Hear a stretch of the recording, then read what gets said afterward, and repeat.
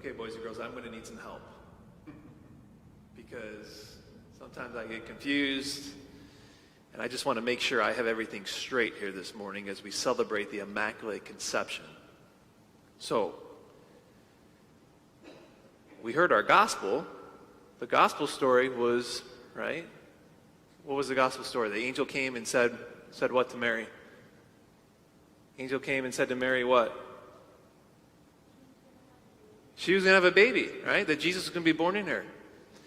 So my question here, as I need your help here, is why, or what is, today we celebrate, as I said in the beginning, the feast, the solemnity, so it's a really important day of the church. Right? Today we sang the Gloria, right? I'm wearing a special vestment today. There was two readings before the gospel instead of normally there's one during the week, so it's a really important day in the church. We celebrate the Immaculate Conception of Mary. What does that mean? What's the Immaculate Conception of Mary? Who knows? Who wants to take a guess? Yeah. When what? Say it one more time. Yeah, so there you go. See, that's what I was confused about too. He said, so for those that are watching their classroom, the comment was, it's the day that we celebrate when the angel came to Mary and said, Mary, you're going to be with child. Jesus is going to be conceived in your womb. It's like, yeah, kind of makes sense, Father Mark. That's the gospel we just heard, right? But boys and girls, that's not the Immaculate Conception. You're like, what? Boys and girls, the Immaculate Conception is actually when Mary was conceived in her mom. It was when Mary was conceived without sin. Okay, so back to that in a second. Now I need some more help. Our first reading we heard was in the book of Genesis. Right? Remember when I came in and I told you about the story? Right? What was the story? What was the title of that story? Yeah. Yeah, so we're talking about Adam and Eve here, right? And it's the greatest story ever told, right? And so here we have the time right after the fall. Okay? When Adam and Eve, right, they ate the apple right after the fall. You know remember how I described that with Ethan playing with his trucks? Remember? And as Isabel came in, and what did Ethan do to Isabel? Yeah, what did he do? He pushed her down, right? It's kind of like sin is in us now, right? Since the fall. Ethan just went up to Isabel and just pushed her down. He said, my trucks. So boys and girls, this is right after this happened. And now we have, for the very first time, God saying something. He's kind of giving a foreshadowing of saying something's going to happen way in the future that is going to save everybody. He says this, I will put enmity, I will put separation between you and the woman. You is Satan. He's talking to Satan. I will put separation between you, Satan, and the woman. And between your offspring, Satan, those that follow you, and her offspring. Okay, so let's stop there. Who's the woman that Jesus is saying is going to come? Yeah. So Eve is the one who messed up, right? Who's the woman in the future that's going to come? Yeah. Mary. Okay. I will put separation between you, Satan, and the woman, Mary, and your offspring, Satan, and her offspring. Who's her offspring? Who? Yeah. Who did Mary have? Jesus. Okay, and then here's the next line, boys and girls, that's really important.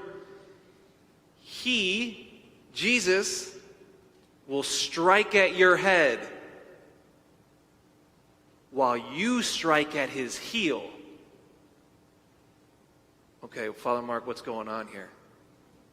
He will strike at your head. What happens when you stomp on a snake's head? What happens when you stomp on a snake's head? Hopefully hard enough. Yeah, nice and loud. Yeah, it will hurt, but what will happen to the snake? What? It'll be dead. The snake will be dead. But it also says the snake will strike at his heel, Jesus' heel. What happens if you get bit by a snake in the heel, a poisonous snake? Yeah, you right here. He'll poison you and you'll probably die. You could die.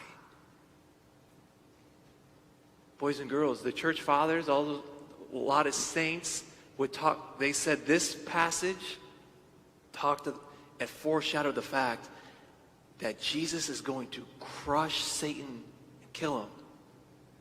But also, right, what happens? Satan Jesus allows him to do it. So Satan bites Jesus' heel, and Jesus dies on the cross. But boys and girls, we call this the best thing that ever happened. Satan biting Jesus' heel. Jesus kind of just showed Satan his heel and said, here it is. I want you to bite it. Come and get it. Bite. And Satan bit it, thinking that, oh, I got him. But when he bit him, we know that Jesus died on the cross, but after he died on the cross, he rose, and it saved all of us. So this is the last thing I need help with now. That's when we were saved. Here's the question. Mary was conceived without sin. We say everybody was saved because of Jesus' death on the cross, but Mary was the only one that was born without sin. So was Mary saved? What do you think? Yeah, way in the back there. Yeah. Nice and loud. No, she said no. So that's what I would thought. So I'm so happy that you guys are here today because this is helping me. There's so many things to get confused about.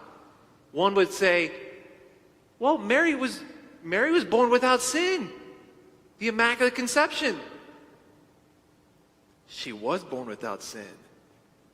But boys and girls, Jesus, and nobody can get into heaven, even Mary, without that being applied to their life. Even Mary. But the beautiful thing, because God can do whatever he wants, God applied that to Mary when she was conceived in the womb. The only person that was ever the case.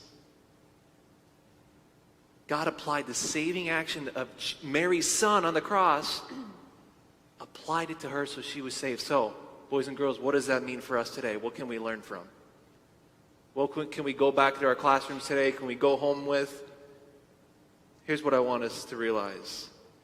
The importance of not withholding anything.